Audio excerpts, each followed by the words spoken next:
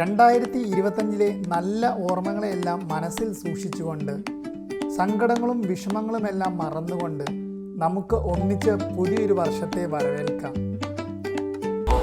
ഈ പാപ്പാഞ്ഞി ഇവിടെ കത്തിത്തീരുന്നതിനോടൊപ്പം തന്നെ 2025 നമ്മുടെ വിഷമങ്ങളും സങ്കടങ്ങളെല്ലാം പാപ്പാഞ്ഞിയോടൊപ്പം തന്നെ കത്തിത്തീരണം. 2026 സന്തോഷത്തോടു കൂടി നമുക്ക് വരവേൽക്കാം. കഴിഞ്ഞ വർഷത്തെ സങ്കടങ്ങളെയാണ് നമ്മൾ ഇന്ന് പാപ്പാഞ്ഞിയിലൂടെ കത്തിച്ചു കളയുന്നത്. പുതിയൊരു വർഷം പുതിയ ഒരുപാട് ഓർമ്മകൾ നമുക്കുണ്ടാവട്ടെ.